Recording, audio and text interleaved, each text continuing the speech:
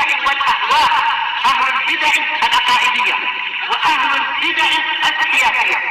نقول بيننا وبينكم السلف، بيننا وبينكم الكتب، كان فيقول البدع بيننا وبينكم.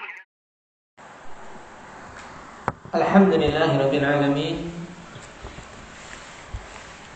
والصلاة والسلام على رسوله الأمين وعلى آله وأصحابه أجمعين، أما بعد.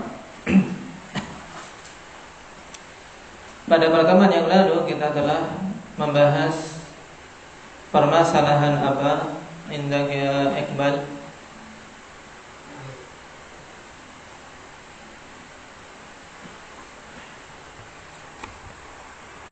Jadi gambaran masalah dulu diingat-ingat. Nah, dan kita kemarin mengambil permasalahan aina taghrubus syams. Nah, baik, kemana matahari itu tenggelam? Baik, dia pergi, apa jawabannya?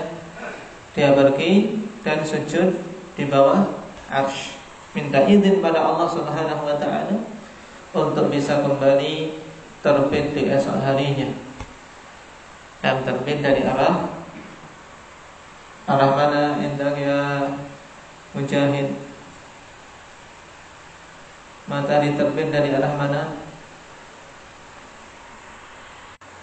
Nah, dari arah timur. Kemudian sampai waktu yang ditetapkan oleh Allah Subhanahu wa taala, Allah Subhanahu wa taala tidak mengizinkan untuk terbit dari arah timur, tapi diperintahkan untuk terbit dari arah barat. Nah, ini keyakinan yang wajib kita yakini karena Rasul sallallahu alaihi wasallam yang membimbingkannya. Jauhi akhwani fillah teori-teori dalam ahli-ahli fisika yang mereka mengklaim dan mencetuskan teori-teori berdasarkan akal-akal mereka yang terbatas. Juga apa? Pengetahuan yang terbatas. Karena kita makhluk kecil ingin melihat makhluk-makhluk yang besar tersebut, pergerakan matahari dan seterusnya. Nah, sehingga pemikirannya jadi terbalik. Rasulullah SAW mengatakan bahwasanya matahari yang bergerak terbit dan tenggelam, akhirnya mereka membuat teori sebaliknya, bahwasanya matahari lah yang diam, bumi yang bergerak mengitarinya. Nah, dan ini termasuk salah satu hal yang banyak diyakini oleh anak-anak sekolahan, karena memang itulah yang diajarkan. Itulah yang diajarkan, teori heliosentris, di mana bumi, di mana matahari menjadi pusat tata surya. Dan tidak pernah kita belajar dari kelas 1 SD sampai kelas SMA, bahkan perguruan tinggi, kemudian diajarkan apa hadis Nabi sallallahu alaihi wasallam ini padahal muslim.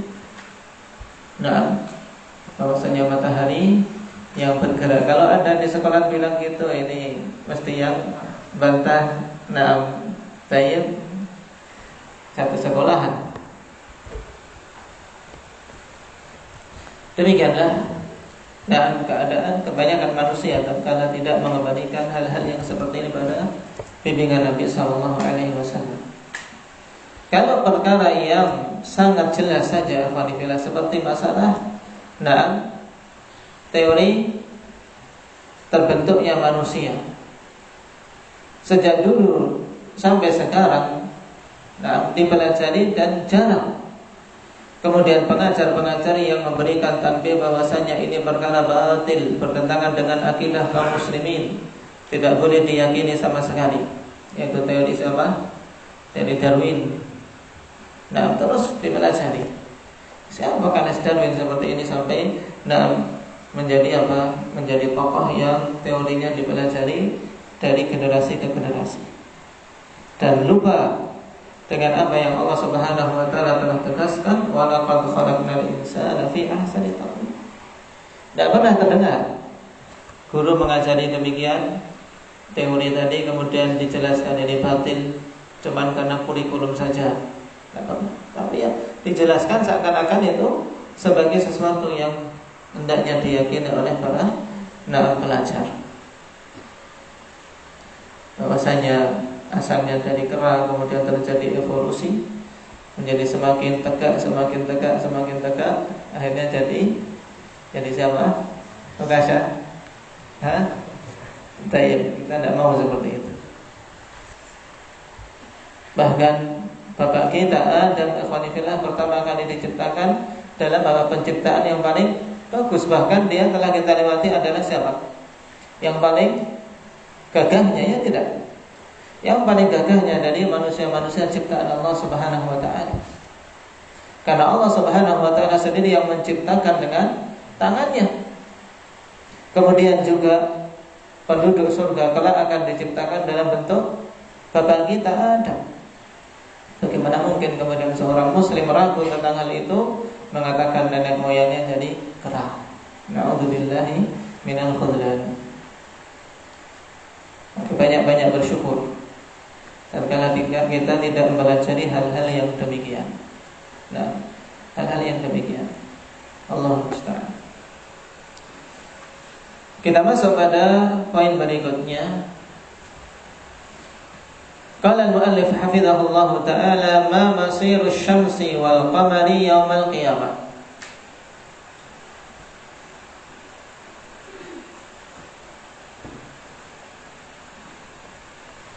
Apa akhir dari perkara matahari dan rembulan di hari kiamat? Yaitu bagaimana keadaan matahari dan rembulan ini pada hari kiamat? Wal jawab yuqawwarani finnar. Keduanya digulung, kemudian dimasukkan ke dalam neraka.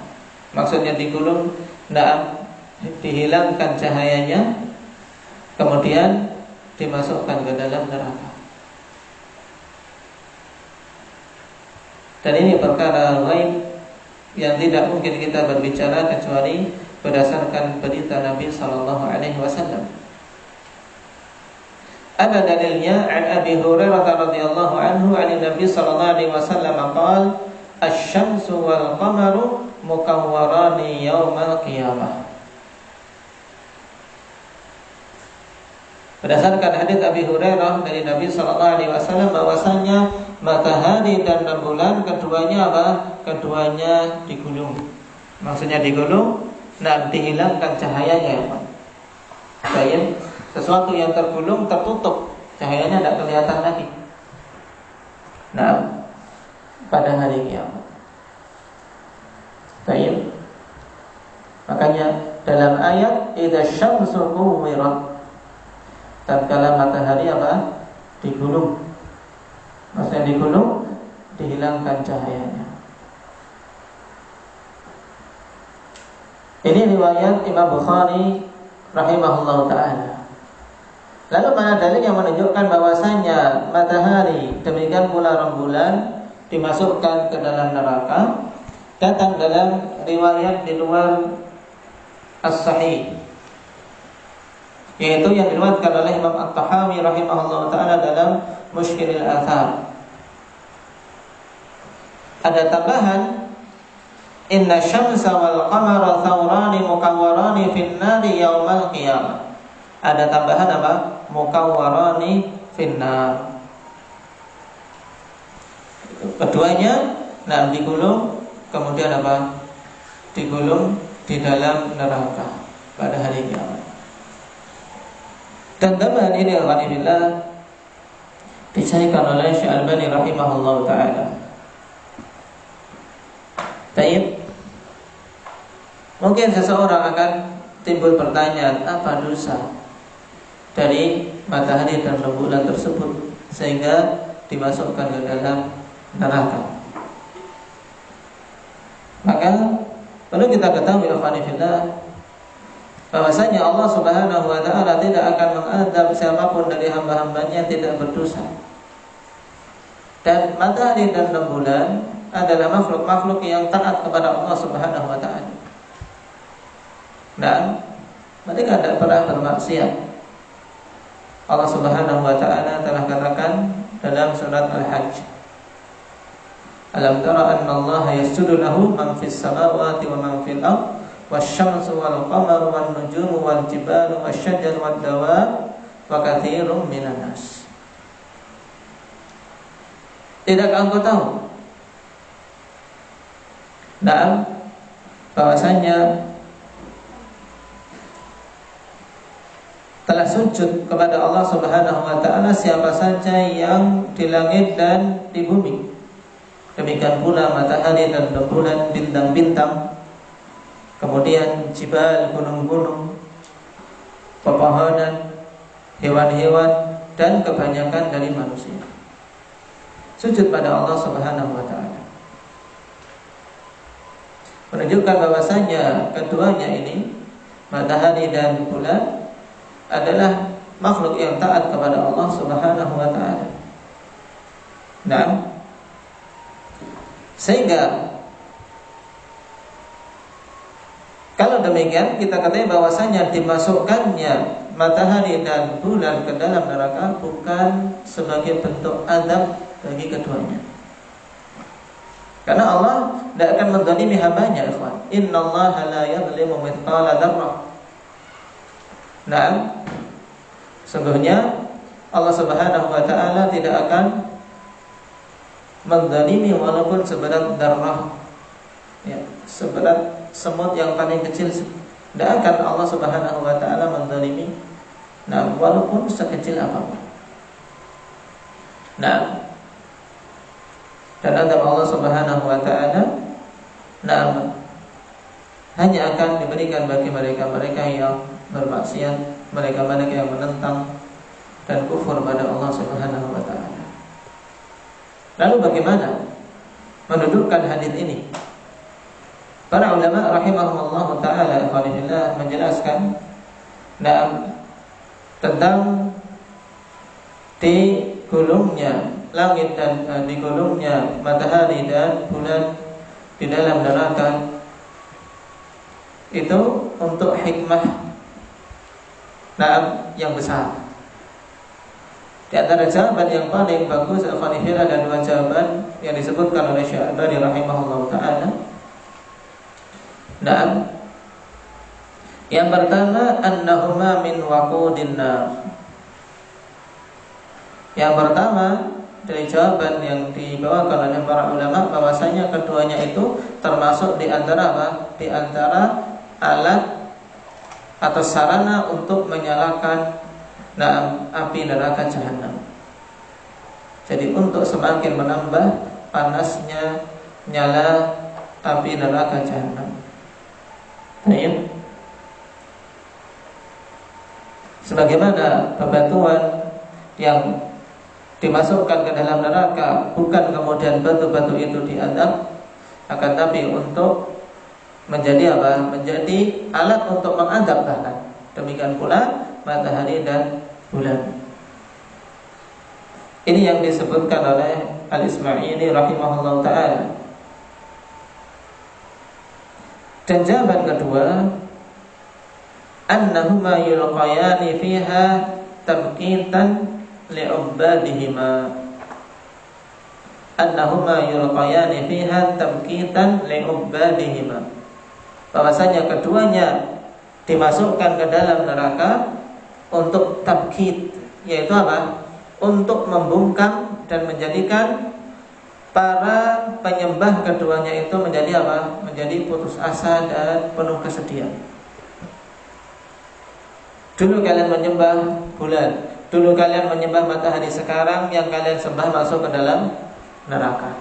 Kalau yang kalian sembah saja masuk ke dalam neraka, lalu bagaimana kalian bisa selamat? Ini makna tabkit, yaitu untuk menunjukkan batilnya mereka dan memupus harapan mereka, semakin putus asa dan semakin bersedih. Ini jawaban yang dibawakan oleh Imam Al-Khattabi rahimahullah ta'ala.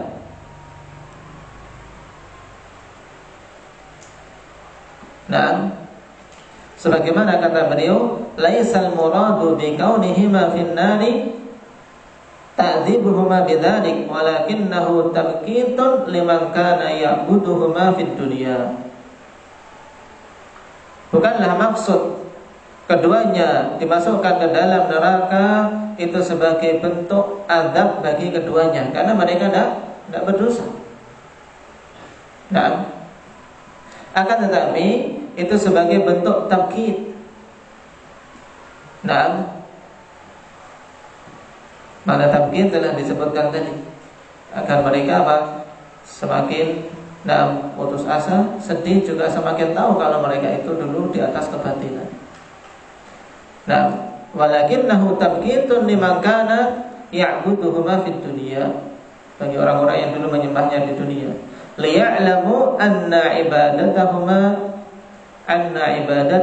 lahuma kanat batila, agar mereka sadar, mereka tahu bahwa peribadatan mereka dulu ketika di dunia adalah sesuatu yang apa? Yang batil. Ini. Jadi ini dua jawaban. Nah, yang disebutkan oleh para ulama untuk apa? Menjelaskan bahwasanya matahari dan rembulan dimasukkan ke dalam neraka bukan sebagai bentuk azab bagi keduanya. Kemungkinannya dua tadi. Nah, keduanya sebagai apa? Sebagai waqudun nar, untuk menyalakan api neraka semakin panas. Yang kedua, sebagai apa? Sebagai tabkid, untuk menunjukkan batilnya peribadatan para penyembah apa?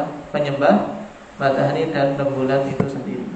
Kenapa? Karena kalau yang disembah masuk ke dalam neraka, bagaimana mereka bisa selamat? Menunjukkan yang disembah itu batil. Dan jawaban yang kedua ini yang dipilih oleh Syekh Al-Albani rahimahullah taala. Tayyib, kata beliau, wa hadza huwal aqrab. Ini yang lebih dekat. Kenapa? Dikarenakan dikuatkan oleh salah satu riwayat dalam hadis Anas yang diriwayatkan oleh Abu Ya'la, sebagaimana disebutkan oleh Al-Hafidz dalam Fathul Bari. Dalam hadis tersebut ada tambahan liyarahuma man abadahuma. Liyarahuma man abadahuma, agar orang-orang yang menyembah keduanya melihat. Berarti kalau melihat matahari kemudian rembulan masuk ke dalam neraka, tentunya mereka sadar, oh yang aku ibadahi saja masuk ke dalam neraka. Tapi tidak ada faedahnya saat itu mereka sadar, karena sudah terlambat. Maka makna tabkid demikian, sehingga semakin putus asa mereka. Baik. Ini keadaan matahari dan bulan kelak di hari kiamat. Nasallallahu azza wa jalla ayyuhfiqana lima yuhibbu wa yardah, walhamdulillah.